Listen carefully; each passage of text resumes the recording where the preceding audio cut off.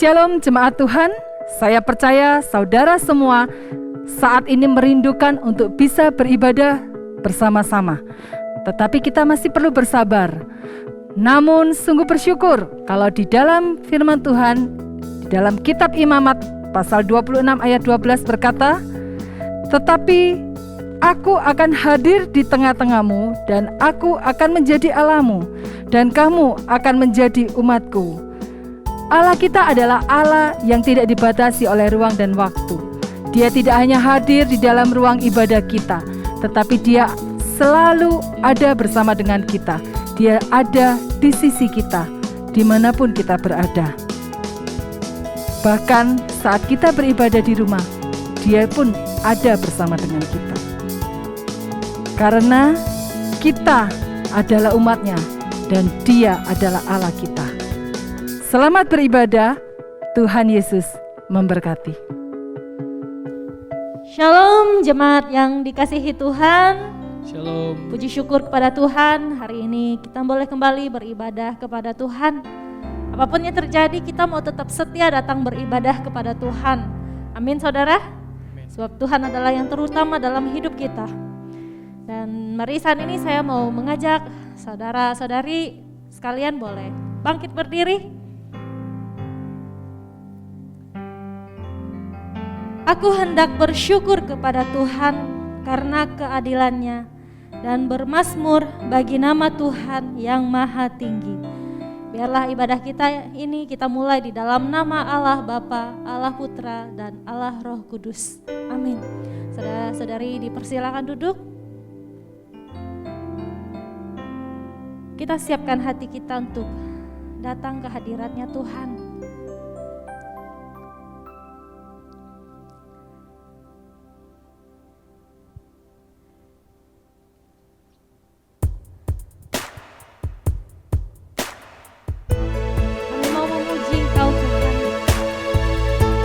Mau menyembah Engkau, Allah yang hidup. Engkaulah anugerah bagi setiap kami. Anugerah-Mu kepadaku tak pernah berubah. Perbuatan-Mu terlukiskan di dalam hatiku. Tercengangku dibuat-Mu padamu. Tak ada hal di hidupku yang luput dari-Mu.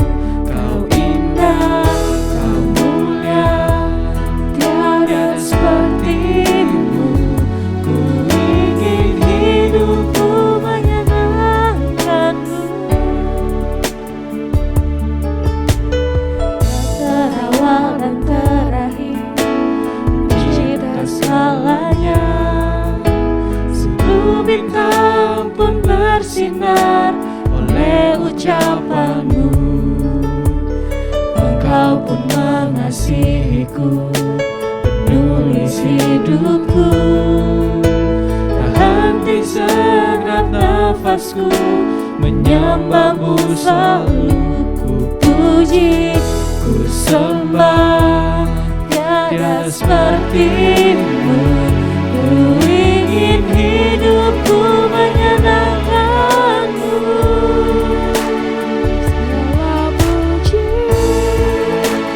segala hormat, segenap hatiku menyembah-Mu. Terimalah setiap hidupku sebagai persembahan yang hidup.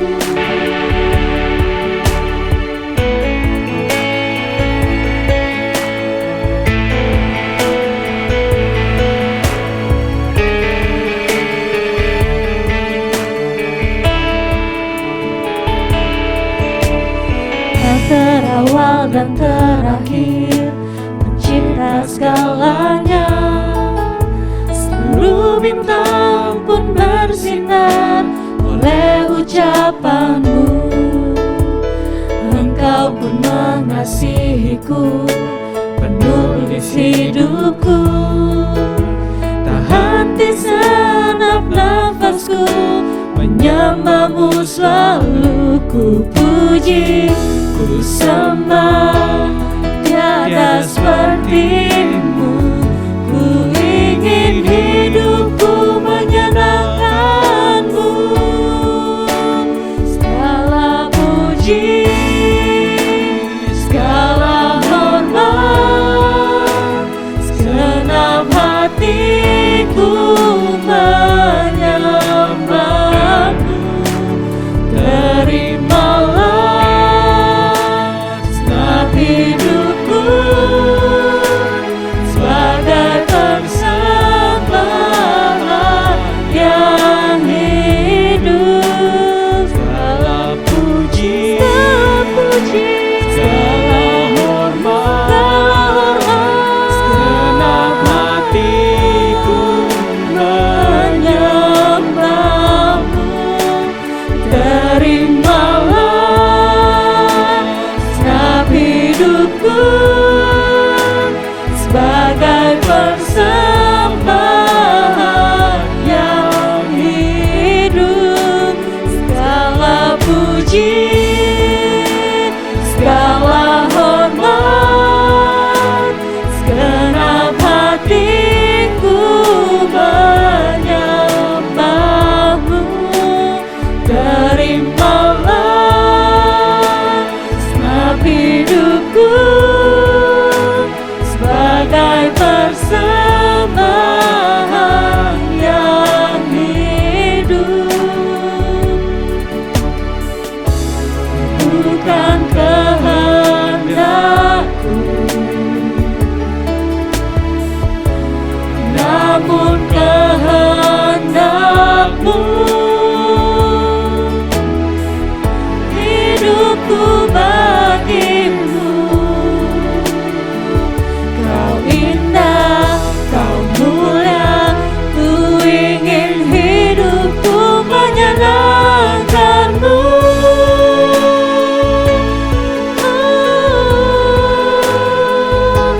Menyenangkanmu.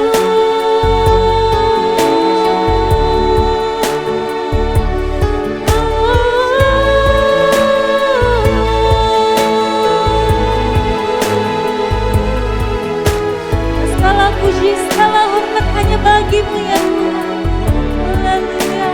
Segala puji, Segala puji, segala hormat, segenap hatiku menyembahmu.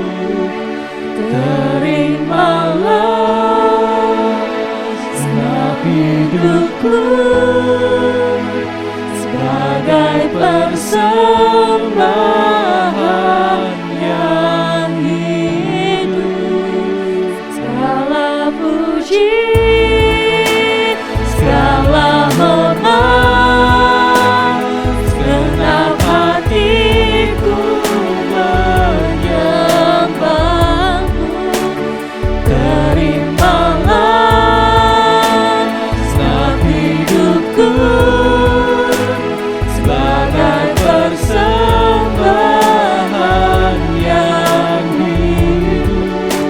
sebagai Persembahan yang hidup, sebagai persembahan yang hidup bagimu.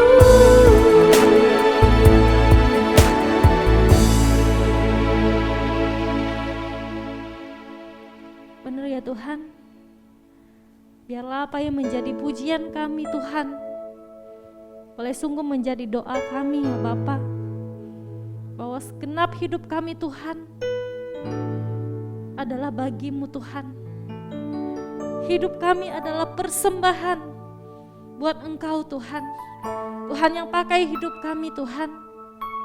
Biarlah kehendak-Mu yang boleh jadi atas setiap kami ya Bapa. Tuhan tuntun hidup kami, tolong kami agar kami boleh terus setia melangkah bersama dengan Engkau ya Bapa. Terima kasih Tuhan. ibadah siang hari ini Tuhan, kami persembahkan kepada Engkau. Tuhan yang lawat, Tuhan yang pimpin, Tuhan yang memberkati ibadah siang hari ini ya Bapa. Berkati setiap umat-Mu yang beribadah pada hari ini. Hanya di dalam nama Tuhan Yesus Kristus kami berdoa dan mengucap syukur. Haleluya, amin. Baik, saudara-saudari sekalian, kita tetap berdiri, kita akan mengikrarkan iman kita bersama dengan seluruh umat di segala abad dan tempat melalui pengakuan iman rasuli. Pengakuan iman rasuli.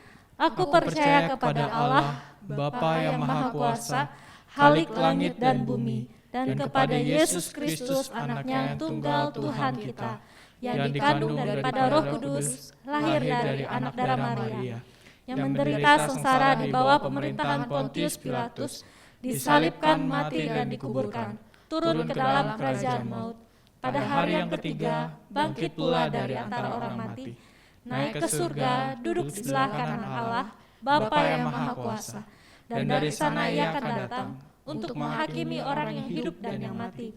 Aku percaya kepada Roh Kudus, gereja yang kudus dan am, persekutuan orang kudus, pengampunan dosa, kebangkitan tubuh dan hidup yang kekal.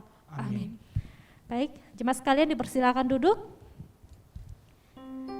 Saat ini kita mau membacakan nats responsoria kita siang hari ini yang terdapat pada 2 Korintus pasal yang keempat ayat 16 sampai dengan ke-18.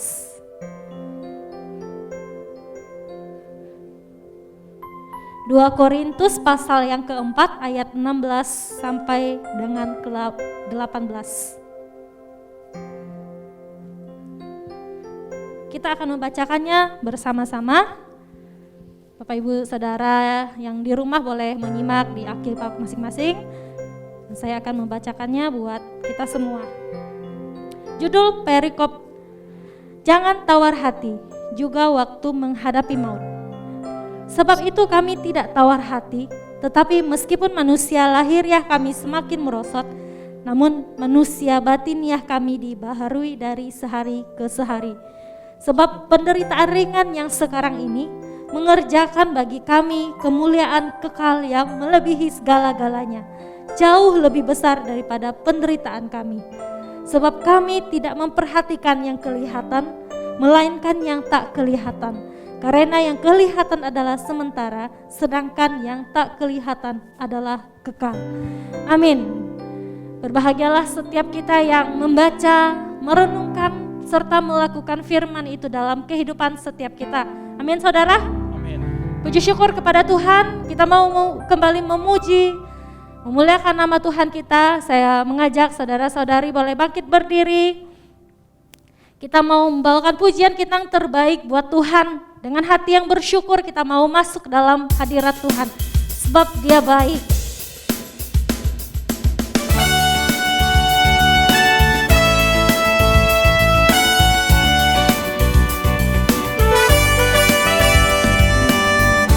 Dengan hati bersyukur masuk di hadirat-Mu, membawa pujian bagi-Mu Yesus.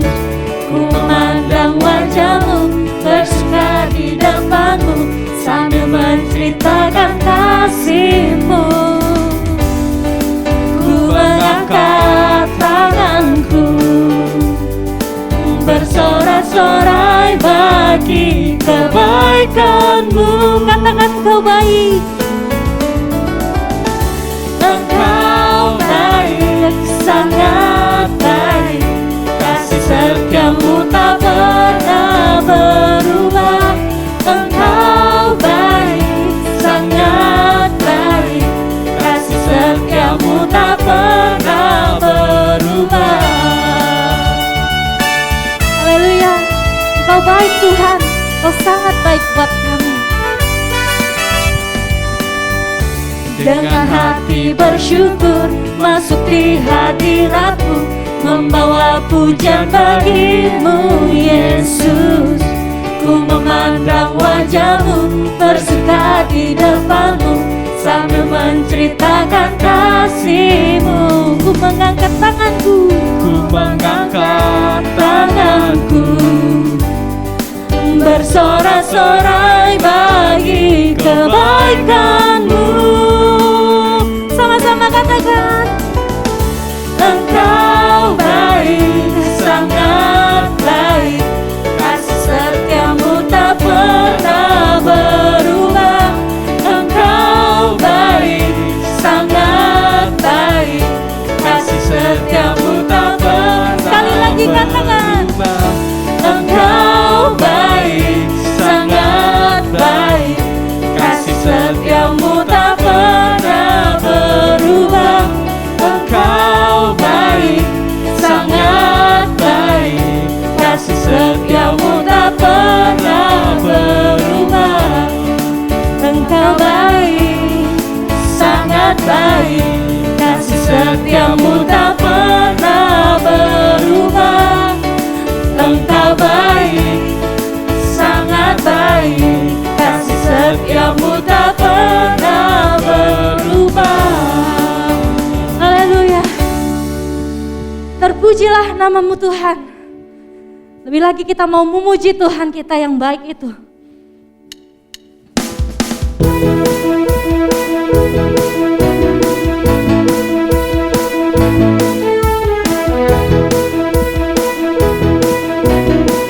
Terpujilah nama-Mu Tuhan. Terpujilah nama-Mu Tuhan, kuat dan penuh kemuliaan. Satu suara kami nyatakan, kebesaran-Mu tetap selamanya. Terpujilah, Terpujilah nama-Mu Tuhan, ajaib dan penuh keagungan.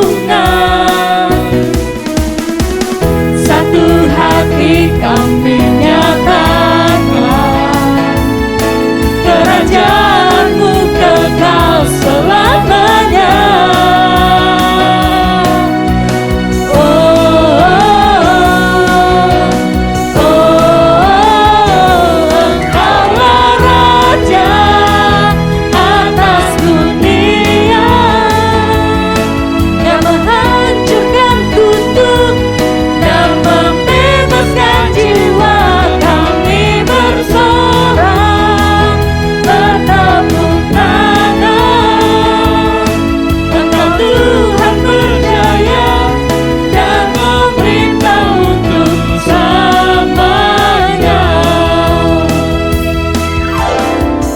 Terpujilah nama-Mu Tuhan, ajaib dan penuh keagungan. satu hati kami nyatakan, kerajaan-Mu kekal selamanya.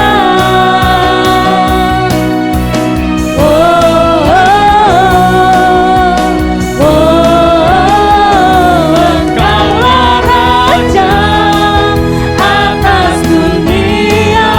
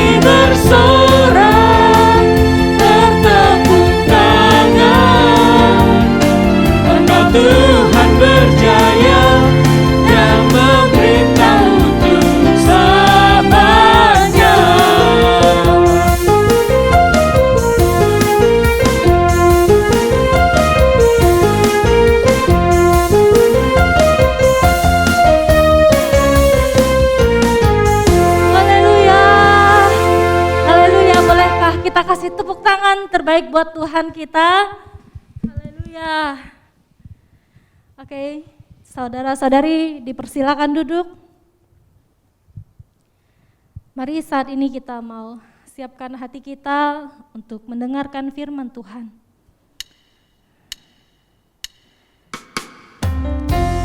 Dan biarlah pujian berikut ini boleh sungguh-sungguh menjadi komitmen setiap kita, yang kita mengatakan kalau kita mau mengasihi Tuhan dengan segenap hati kita, dengan segenap jiwa kita.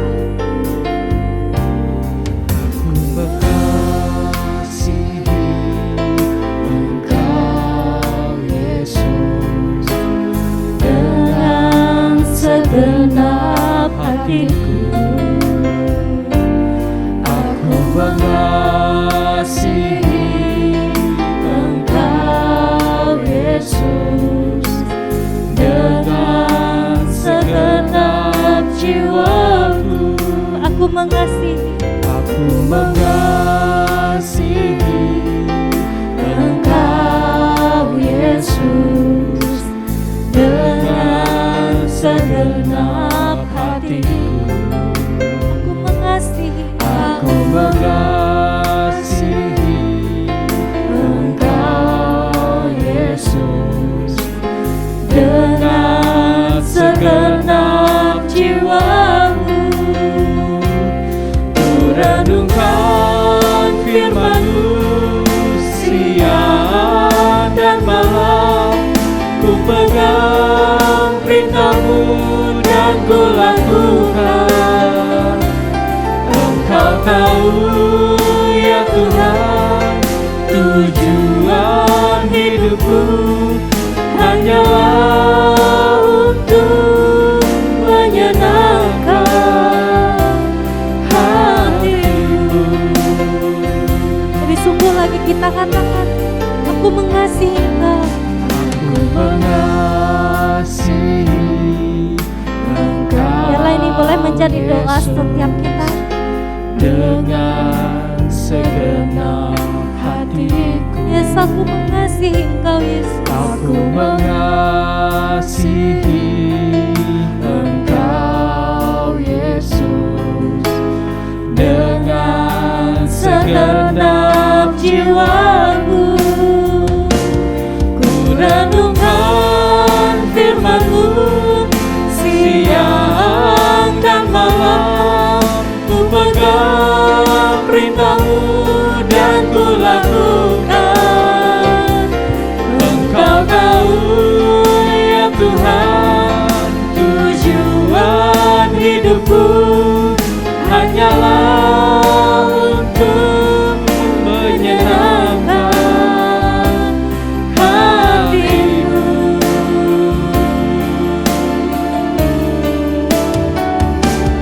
Ku renungkan firman-Mu siang dan malam, ku pegang perintah-Mu dan ku lakukan. Engkau tahu ya Tuhan, tujuan hidupku hanyalah untuk menyenangkan hati-Mu. Menyenangkan hati-Mu, menyenangkan hati-Mu. Untuk waktu selanjutnya, saya persilakan kepada hambanya. Shalom Bapak Ibu dan rekan-rekan sekalian. Saya mengundang setiap kita boleh tundukkan kepala untuk kita boleh berdoa kepada Tuhan, memohon kasih dan anugerahnya supaya kita boleh membaca, mengerti, dan kemudian hidup di dalam kebenaran firman Tuhan.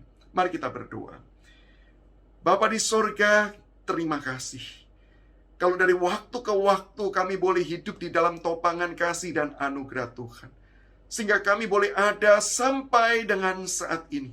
Itu semua hanya karena anugerah yang berlimpah yang Tuhan berikan dalam hidup kami. Dan kami rindu Tuhan meresponi semua anugerah yang Tuhan telah berikan itu dengan cara kami mau belajar firman Tuhan. Supaya melalui proses pembelajaran ini kami boleh diajak mengenal Engkau lebih-lebih lagi ya Tuhan.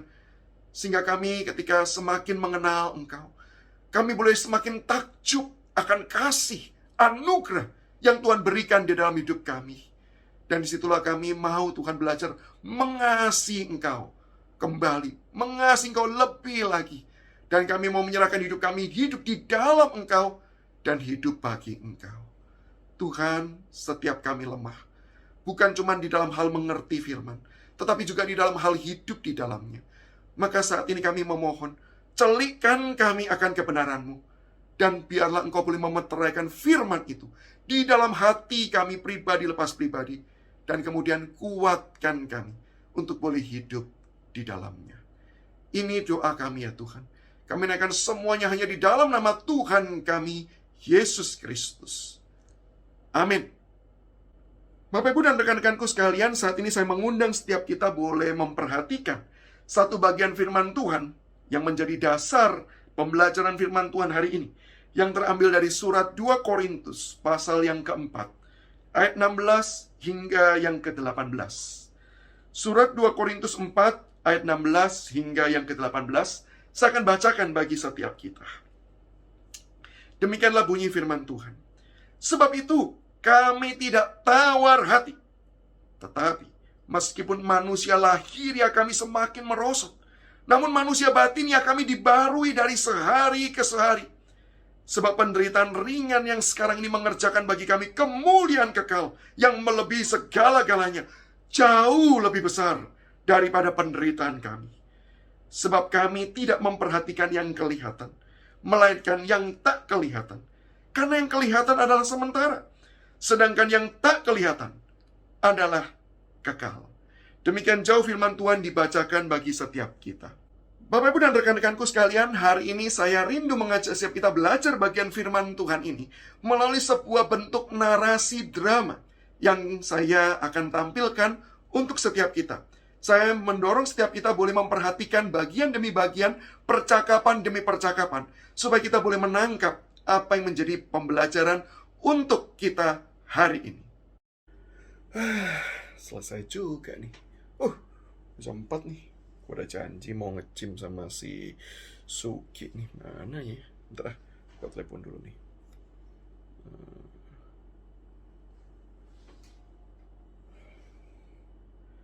Hai bro, gimana? Jadi nge-gym gak hari ini? Aku baru kelar kerja nih. Bentar lagi ya, gue jalan ya. Aduh, sorry bro. Rasanya hari ini gue gak nge-gym deh. Loh, kenapa? Bukannya lo yang ngajakin gue nge-gym nih. Kan harusnya lo semangatnya gym kan? Ya sebenarnya gak gimana-gimana juga sih. Cuman lagi bete aja. Bete karena ya... Lu tahu sendiri kan, gue tiap hari nge-gym, tiap hari gue latihan. Ya supaya badan ini semakin keren, six packs, semakin punya otot.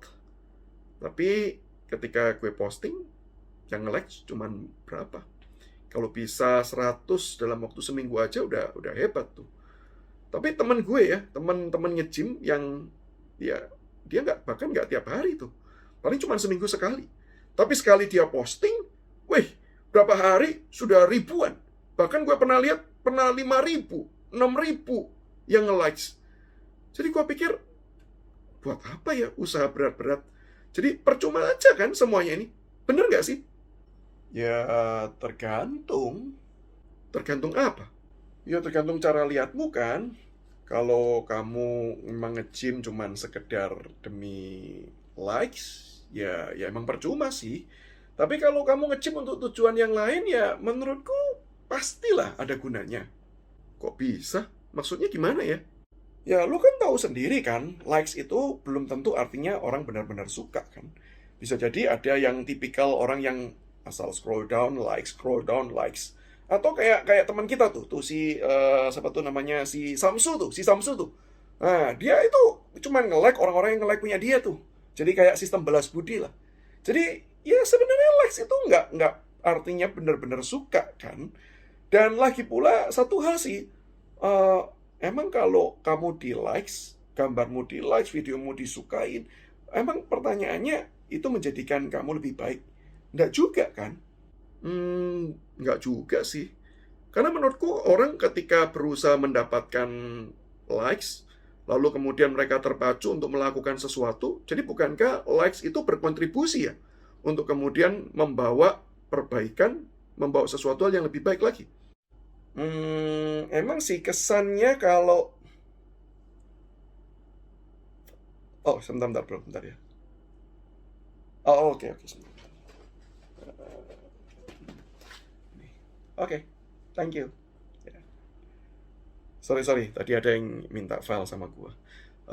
Kalau lu bilang bahwa kalau demi dapat likes, terus kemudian kamu terdorong nge-gym, itu kan berarti membawa sesuatu hal yang lebih baik. Enggak juga sih. Karena bagi gua ya, kalau lu sekedar nge-gym demi dapat likes, itu berarti artinya nggak membawa dampak positif sih. Artinya nggak membuat hidupmu lebih baik, cuman nih, memang kelihatan lebih baik. Tapi nggak benar-benar jadi baik loh. Karena apa? Ya karena kan kamu nge-gym cuman yang penting yang dilihat orang. Cuman yang penting kan orang suka. Tapi kan nggak ada hubungannya apa-apa itu dengan kehidupanmu, dengan dirimu, dengan kesehatanmu. Kan nggak ada hubungannya. Jadi nggak bisa dong dikatakan bahwa itu benar-benar membuat kita lebih baik lagi. Lagi pula ya bro ya, gue jadi ingat nih, saat teduhku tadi pagi nih, dari 2 Korintus pasal yang keempat, ayatnya 16 kalau nggak salah ya. Itu Paulus bilang bahwa dia nggak masalah kalau tubuh jasmani ini bahkan semakin merosot.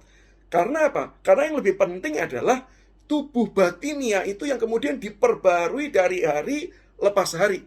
Jadi yang penting itu bukan masalah fisik yang memang cuma sementara, yang memang sudah sewajarnya, suatu hari juga bisa rusak, bahkan bisa mati.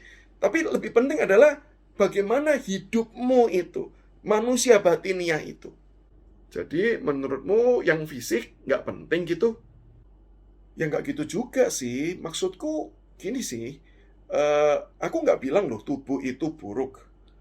Aku nggak bilang tubuh itu jelek. Makanya kan kenapa juga aku mau nge-gym kan? Kan aku juga memperhatikan nih soal tubuh nih ya. Jadi aku nggak bilang itu buruk. Memang Alkitab juga nggak ngajarin kan untuk kita tuh benci tubuh.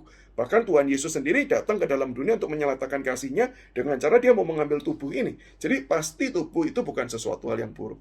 Cuman yang mau aku tekankan adalah gini, bahwa kalau kamu menilai hidup manusia, hidup lu, hidup gua ini cuman sekedar diukur dari apa yang kelihatan, dari apa yang fisik, maka sebenarnya itu cara penilaian yang nggak tepat lah.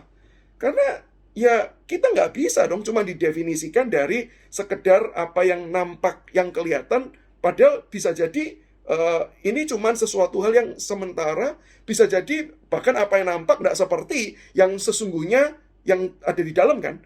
Lu kan tahu sendiri tuh, bos gua kan, kalau dilihat dari mukanya, oh sangar banget men. Gila, gue aja takut pertama kali gue interview sama dia.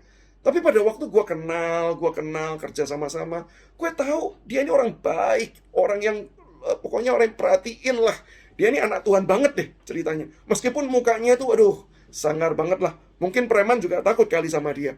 Jadi kita kan nggak bisa tuh ngukur cuman sekedar dari yang fisik, yang bisa jadi itu tidak menggambarkan sama sekali kebenaran apapun tentang hidup orang itu. Demikian juga likes tidak bisa kemudian menyatakan hidup lu itu seperti apa. Apakah hidupmu berarti atau hidupmu tidak berarti. Contoh lain juga misalnya nih, oh jadi maksudmu nggak apa-apa jelek, yang penting dia orang baik, gitu ya. Kalau bisa ganteng, baik, rajin, ya lebih baik kan. Ya model-model kayak gua gini.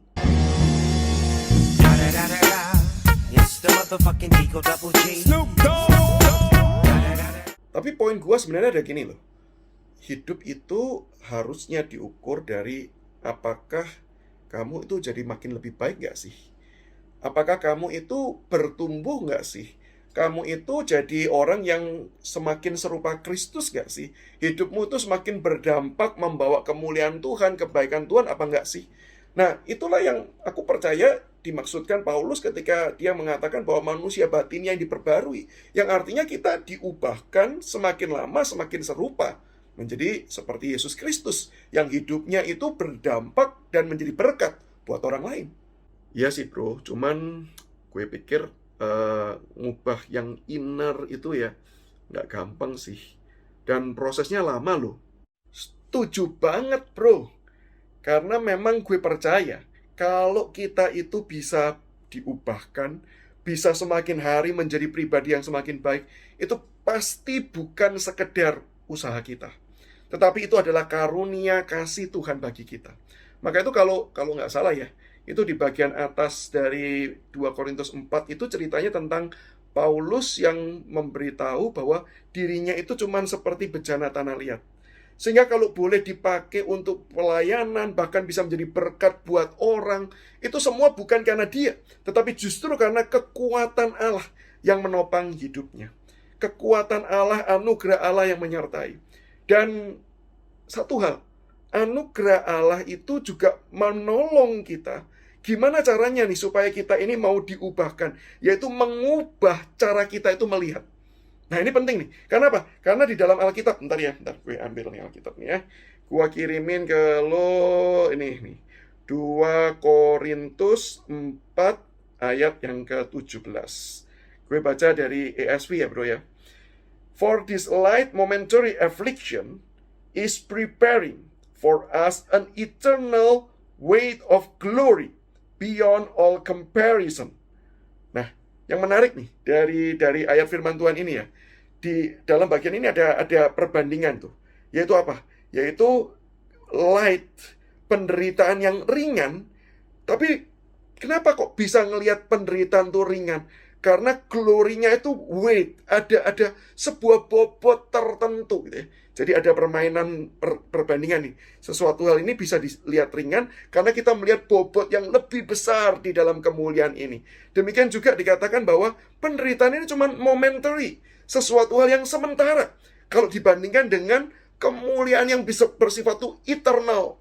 Sehingga ketika Tuhan itu beranugerah kepada kita, dengan cara apa? Dengan cara dia menolong, mengubah cara pandang kita. Sehingga melalui anugerah Tuhan itu kita bisa melihat penderitaan ini mungkin memang tetap terasa berat, tetapi kalau dibandingkan dengan apa yang kemudian akan kita rasakan, kemuliaan itu, kita tahu bahwa ini mah bukan apa-apa. Nah, ibaratnya itu, aku ingat ceritamu sendiri bro. Lu kan sering pernah ceritakan waktu awalin ngajak aku untuk nge-gym. Lu kan bilang toh bahwa awal-awal lu nge-gym juga berat tuh. Suruh ngangkat barbel, 10 kilo. Kalau satu kali ngangkat sih mungkin kuat. Tapi kalau kemudian harus berapa repetisi diangkat, rasanya itu semua tuh berat. Beban tuh rasanya semakin diangkat tuh semakin gak kuat begitu kan. Tetapi bukannya ketika kita itu punya cara pandang kalau saya itu tetap melakukannya dan terus-menerus mau melakukannya, nanti suatu hari gue ini bisa punya body yang baik nih, bisa punya otot nih, bisa six pack nih. Nah jadi seperti itulah cara pandang kita diubah oleh Allah dengan anugerah Allah, sehingga kemudian kita dimampukan untuk menanggung semua kesulitan, proses yang berat itu, untuk bisa menjadi pribadi yang lebih baik, yang bisa berdampak, menjadi berkat buat orang lain. Tapi bro, menurutku kok contohmu agak nggak cocok ya sama penjelasannya ya. Karena kalau contoh yang kamu kasih kan, kalau orang fitness, itu kan kelihatan langsung dampaknya. Bodinya kan langsung terbentuk. Sementara kan kalau urusan rohani kan nggak pernah kelihatan. Ya kan? Nggak juga loh. Emang sih kerohanian itu sesuatu hal yang nggak kasat mata, dalam arti lo nggak bisa tahu hidup rohani gua sekarang gimana, lo nggak bisa tahu nilai kerohanian gua berapa. Ya dalam arti itu benar sih, memang nggak kelihatan. Tetapi hidup rohani itu pasti bisa dirasakan. Nah, ini yang penting. Memang nggak kelihatan nilainya berapa, nggak tahu ini lu lagi hidup rohani, lagi benar atau enggak. Tapi kehidupan rohani yang sejati itu bisa dirasakan dampaknya. Nih, aku ambil contoh praktis aja ya, yang juga Paulus seringkali tekankan, yaitu tentang kehidupan Tuhan Yesus. Kalau kita lihat kehidupan Tuhan Yesus, ketika dia datang menjadi manusia dalam inkarnasinya, kalau ditanya, orang langsung tahu nggak bahwa dia ini adalah Allah yang maha baik, yang berkuasa, yang luar biasa menyayangi manusia? Jelas jawabannya enggak kan? Tapi kalau ditanya, kasihnya bisa dirasakan enggak? Besarnya anugerah itu bisa diketahui oleh orang-orang enggak? Kelihatan sih, ya karena Tuhan Yesus kan melayani, mau memberikan yang terbaik untuk orang, bersedia berkorban, bahkan dia sampai rela mati di atas kayu salib. Nah, itu dia. Gue coba samain antara identitas Yesus ketika dia datang menjadi manusia. Orang kan nggak langsung tuh ngelihat dan tahu siapa Yesus ini. Nah, itu mirip dengan kehidupan rohani kita.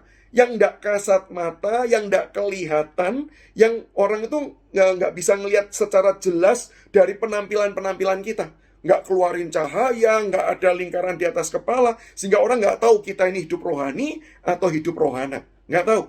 Tetapi, kehidupan Yesus yang orang tadi awalnya tidak tahu siapa dia, tetapi hidupnya itu berdampak, sehingga orang lama-lama tahu bahwa dia ini adalah Allah yang maha kasih itu. Maka kenapa dia sampai mau rela mengorbankan dirinya, rela sampai mati di atas kayu salib. Karena dia adalah Allah yang betul-betul mengasihi manusia. Sehingga nggak heran Yohanes menuliskan, karena begitu besar kasih Allah bagi dunia ini. Nah, gue juga percaya, kalau kita benar-benar hidup rohani, hidup benar, maka hidup kita itu akan bisa dirasakan. Dampaknya itu kelihatan dengan jelas. Bahkan ini yang penting juga, dampaknya itu kekal. Dan ngomong-ngomong, kata kekal itu juga dipentingkan Paulus loh. Dalam tulisannya 2 Korintus pasal yang keempat tadi, ada 2 kali, kalau nggak salah ya, diulangi ya 2 kali. Kemuliaan yang kekal, eternal glory, gitu ya. Sama satu lagi, kamu jangan melihat yang fisik, yang tidak kekal itu, tapi carilah yang kekal itu. Nah, jadi yang penting itu dampak hidup kita yang bisa dirasakan dan itu bernilai kekal. Kenapa? Karena bisa jadi kita tuh melakukan sesuatu hal yang cuma terbatas kan. Contohnya nolong orang terbatas. Tapi orang bisa ingat loh, seumur hidupnya atas apa yang kita kerjakan dan apa yang kita lakukan. Apalagi kalau dengan kehidupan rohani kita itu bisa kemudian menolong orang bertumbuh dan berubah. Wah, jelas dampaknya kekal. Dampaknya seumur hidup orang tersebut, bahkan bisa diceritakan dari generasi ke generasi. Ya bro, gue jadi keinget sama kakak KTP gue ya. Dulu waktu gue itu masih remaja, gue pernah sih terikat satu dosa lah ya. Gue nggak mau ceritain, malu lah. Ya gue berusaha simpen sendiri. Sampai akhirnya gue nggak tahan, lalu gue coba cerita sama sohib gue. Tapi lo tahu nggak, justru sohib gue bukannya nolongin, justru ngejauhin, ngelihat gue semakin sinis. Sampai aku pikir, ternyata itu ya, orang ya, di gereja, bukannya mau nolongin orang, tapi justru memandang rendah orang yang sedang jatuh di dalam dosa. Sampai gue lupa sih kapan tepatnya, tapi intinya pas gue KTP, tiba-tiba kakak pembina ini mau ngajak ngobrol pribadi nih sama gue. Terus dia tanya-tanya, terus aku nggak tahu dia tahu dari mana, apakah benar-benar dia cuma asal nebak, atau memang ada yang bocorin, tapi dia tanya tuh tentang dosa yang aku lakuin. Dan ya, karena dia desek, gue jujur sih. Waktu itu gue pikir, habislah sudah diketahui oleh kakak pembimbing, kakak pembina, pasti deh, sebentar lagi ini gue pasti diomelin, pasti nggak boleh pelayanan inilah dan itulah, pasti macam-macam lah. Tapi yang gue ingat, waktu itu kakak pembina KTB ini ya, dia nangis bro. Bener, pertama kali gue kaget juga. Dia nangis, dia peluk gue, dia doain, dan terus dia bilang, sejak hari ini, gue mau doain kamu terus, supaya kamu boleh bertumbuh, supaya kamu tidak lagi terikat dengan dosa ini. Dan dia terus pantau hidupku, terus ditanyain, didoain, ditolong apapun yang aku perlukan. Sampai akhirnya, jujur aja ya, gue bisa lepas dari dosa itu. Juga salah satunya ya, apa yang sudah dikerjakan oleh kakak KTP ku ini. Oh iya? Kok gue gak pernah lu ceritain sih? Ya kan memang aku gak cerita ke banyak orang. Malulah. Ya, gue tahu. Tapi beneran, bro. Gue aminin sungguhan nih, apa yang barusan lu cerita. Lu lihat sendiri kan bagaimana kakak KTP lu yang memperhatikan kamu. Bahkan ketika nggak ada orang yang lihat, orang semua mungkin cuek, nggak peduli satu sama lain, tapi dia care, dan itu mengubah hidupmu kan. Bahkan itu membuat kamu jadi seperti sekarang kamu ini, pribadi yang semakin baik, semakin mau belajar mengasihi Tuhan, bahkan mau melayani Tuhan. Jadi dari semua hal ini, bukankah benar ya yang firman Tuhan ajarin? Yaitu bukan yang kasat mata, bukan apa yang betul-betul bisa dibedakan oleh indera penglihatan kita ini, bukan apa yang kemudian diresponi orang dengan likes itu yang paling penting dan utama. Bukan berarti kalau dapat itu buruk loh, bukan. Tapi bukan itu yang utama. Tapi yang utama adalah bagaimana ketika hidup kita ini kemudian bisa menjadi berkat, hidup kita ini dipertumbuhkan, diubahkan terus-menerus, semakin serupa Kristus, supaya buah-buah yang juga Kristus Yesus sudah kerjakan di dalam kehidupannya, lahir juga di dalam kehidupan setiap kita. Bapak, Ibu, dan rekan-rekanku sekalian, yang menjadi pertanyaan perenungan terakhir adalah apakah kita tawar hati? Apakah kita masih tawar hati melihat hidup kita yang mungkin masih di dalam pergumulan dan kesulitan? Apakah kita masih tawar hati melihat hidup kita yang belum lepas dari permasalahan-permasalahan? Apakah kita juga masih tawar hati melihat hidup kita mungkin tidak seberuntung, tidak semakmur, tidak sekaya, tidak sesukses seperti orang-orang lain yang mungkin kita lihat ada di sekeliling kita? Kalau hari ini kita tawar hati melihat semua hal tersebut, bukankah hari ini kita tahu itu disebabkan karena kita mendasarkan perspektif kita, cara pikir kita, cara penilaian kita dari sesuatu hal yang bersifat sementara, sesuatu hal yang kasat mata, sesuatu hal yang tidak tepat. Tapi firman Tuhan hari ini mengajak kita, mari kita melihatnya dari perspektif Injil, yaitu Allah yang begitu besar mengasihi kita. Begitu besarnya sampai Ia mau datang ke dalam dunia ini, menunjukkan dengan jelas betapa Dia mengasihi kita. Meskipun manusia menolak, Dia tetap datang. Meskipun Dia ditolak, Dia tetap melayani. Meskipun Dia disalibkan, Dia tetap mengampuni. Dan Dia bangkit. Dan Dia menyertai setiap orang yang datang berserah kepada Dia. Maka di dalam perspektif inilah, ketika kita menggunakan perspektif ini melihat kehidupan kita, maka kita akan dimampukan. Ada kesulitan, iya, tapi kita akan bisa melihat ada jejak-jejak kebaikan Allah yang kemudian memelihara kita, menjaga kita, menopang kita di dalam pergumulan dan kesulitan masalah tersebut. Mungkin hidup kita tidak selancar kehidupan orang lain, iya, tapi di situ pun juga ada topangan kasih dan anugerah Allah yang tetap memampukan kita menjadi berkat bagi orang lain.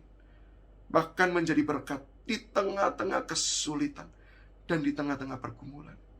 Sehingga ketika kita sanggup melihat dua hal itu, melihat kebaikan-kebaikan Allah yang memelihara, serta kebaikan Allah yang menolong dan mengubah kehidupan kita menjadi berkat bagi orang lain, maka saya percaya di waktu itulah kita tidak tawar hati lagi, tapi hidup kita akan penuh dengan sukacita. Karena kita tahu, hidup kita hidup di tangan Allah yang luar biasa. Hidup kita ditopang anugerah yang besar. Dan hidup kita dipakai menjadi saluran berkat bagi orang lain. Maka mari Bapak Ibu dan rekan-rekanku sekalian, hari ini kita datang dan memohon belas kasihan Allah, menolong untuk mengubahkan perspektif kita, sanggup melihat kebaikan-kebaikan Allah, anugerah-anugerah Allah, serta memampukan kita melihat bagaimana Allah bekerja di dalam diri kita dan melalui diri kita untuk menjadi berkat, saluran kasih Allah bagi sesama kita. Mari kita tundukkan kepala, kita berdoa. Bapa di sorga, Tuhan, kami harus jujur mengakui, kami seringkali masih melihat hidup kami dari cara pikir perspektif yang salah. Kami masih melihat dari segala sesuatu yang bersifat material, sesuatu hal yang bersifat sementara, terbatas. Tetapi kami justru memakai itu semua untuk melihat hidup kami, untuk menilai kesuksesan diri kami. Dan semua itu mengakibatkan kami kecewa, kami putus asa. Maka Tuhan, mampukan kami di tengah-tengah kehidupan kami yang tetap bergumul dengan kesulitan. Mampukan kami di tengah-tengah segala cara pandang kami yang terbatas ini, untuk kami bisa melihat kasih dan kebaikan-Mu Tuhan, yang ada, yang menopang, yang menjagai di dalam perjalanan hidup setiap kami. Bahkan Tuhan, mampukan kami juga untuk kami melihat proses yang Tuhan sedang bentuk melalui segala peristiwa, sehingga pada akhirnya hidup kami ini, hidup yang sanggup Tuhan pakai untuk mendatangkan berkat, menyatakan kasih-Mu, menyatakan akan anugerah-Mu bagi orang-orang lain.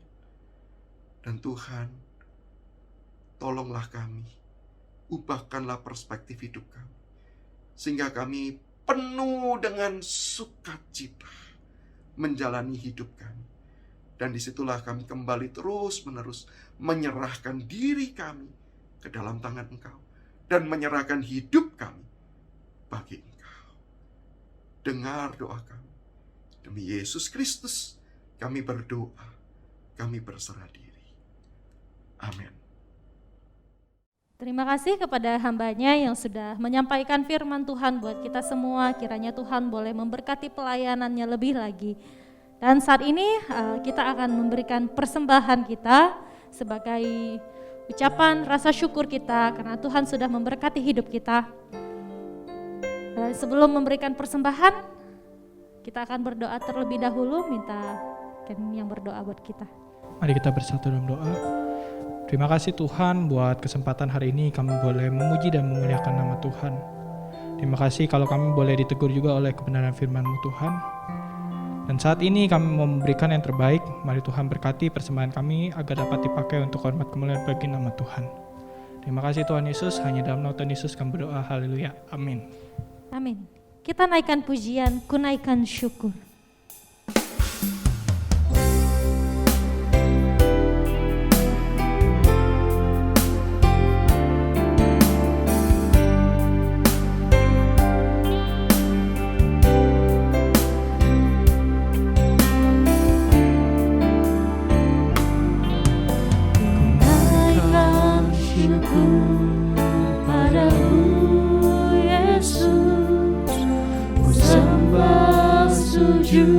Kepadamu Tuhan, di hadapan tata kemuliaan-Mu, ku tinggikan, ku agungkan selamanya.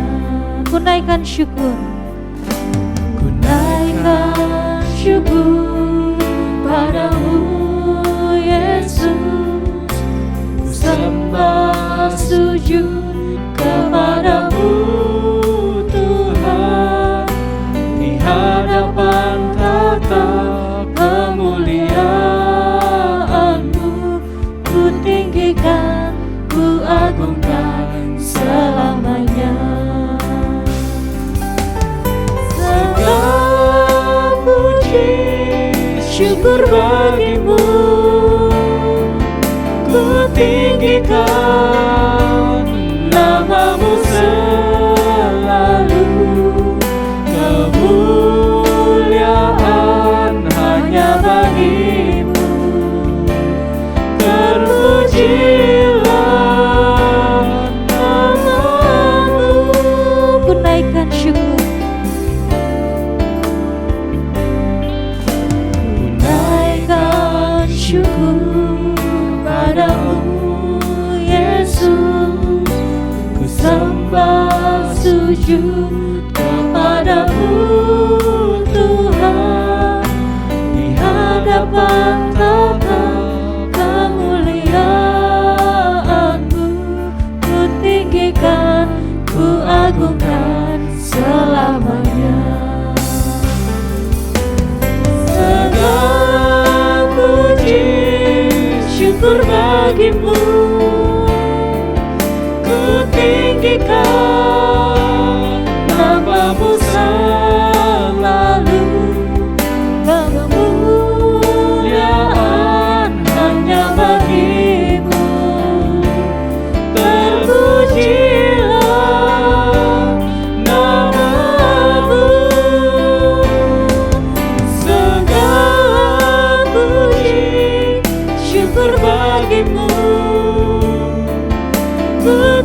tinggikan namamu selalu, kemuliaan hanya bagimu. Terpujilah namamu, terpujilah namamu, Terpujilah. terpujilah namamu. Terima kasih untuk jemaat sekalian yang sudah memberikan persembahan. Tuhan Yesus memberkati. Mari saat ini kita mau simak beberapa warta sinode GKJ. Warta Sinode Gereja Kristen Jakarta. Kelas bimbingan pranikah. Kelas bimbingan pranikah Sinode Gereja Kristen Jakarta periode ke-19 akan diadakan pada hari Selasa tanggal 27 April 2021 pukul 19 waktu Indonesia Barat dengan tema Seni Berkomunikasi yang akan disampaikan oleh hambanya Ibu Eniwati. Pertemuan kelas bimbingan pranikah akan dilangsungkan secara virtual melalui Zoom meeting. Kelas SMK Saya Murid Kristus. Kelas SMK 2 akan diadakan pada hari Kamis tanggal 29 April 2021 pukul 19 waktu Indonesia Barat dengan tema Prinsip Dasar Pelayanan. Pembicara Pendeta Fauzi Duhu Lahagu. Kiranya seluruh peserta kelas SMK 2 dapat mempersiapkan diri dan tepat waktu.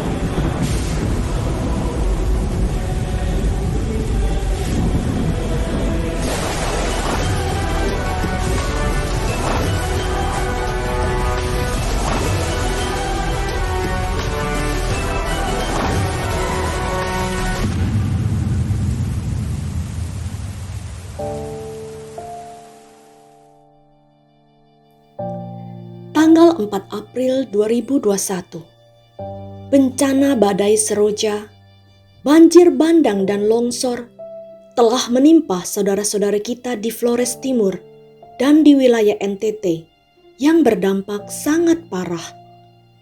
Rumah yang hanyut, jembatan yang rubuh, atap-atap yang berterbangan, perabotan yang habis terendam banjir, hasil kebun dan panen yang hanyut terbawa air, banyak yang meninggal. Mari bersatu hati untuk selalu berdoa bagi mereka yang mengalami dampak tersebut, agar Tuhan kuatkan dan menghibur mereka. Doakan untuk evakuasi dan pencarian korban, dan penggalian tanah longsor yang masih berlangsung. Departemen Sosial Sinode GKJ tergerak untuk membantu saudara-saudari kita yang terkena musibah ini dengan menggalangkan dana. Mari bersatu hati bergandengan tangan bersama, kita menyalurkan kasih Tuhan kepada mereka. Bagi yang terbeban, mari memberikan persembahan dengan mentransfer ke rekening Gereja Kristen Jakarta, BCA 001 303 6192 dengan kode 9 di belakang nilainya. Kiranya Tuhan memberkati. Demikian warta Sinode GKJ hari ini. Terima kasih atas perhatian Bapak Ibu sekalian. Dan saat ini kita mau mengakhiri ibadah kita. Saya undang jemaat sekalian boleh bangkit berdiri. Kita akan menaikkan doksologi. Doa berkat akan dipimpin oleh hambanya Pendeta Ang Chumyo.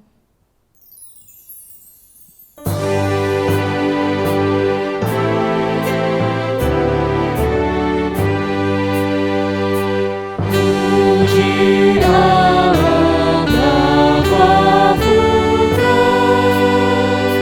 puji Allah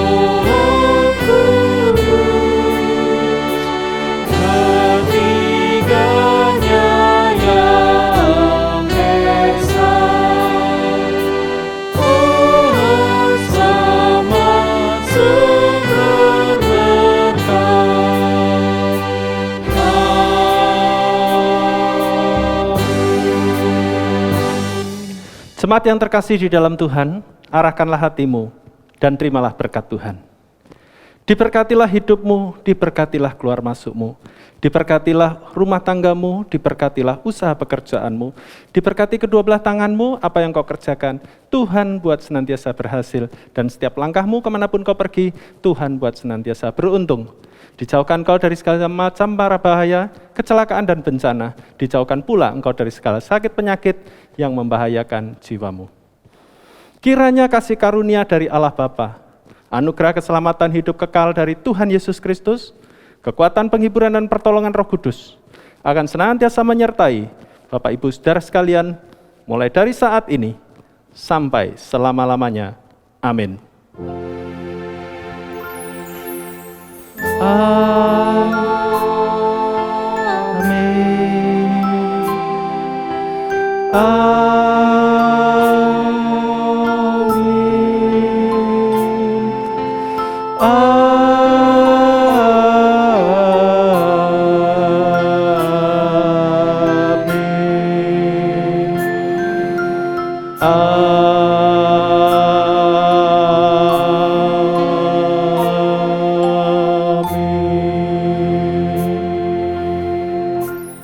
Amin. Silakan duduk. Selamat hari Minggu. Tuhan Yesus memberkati.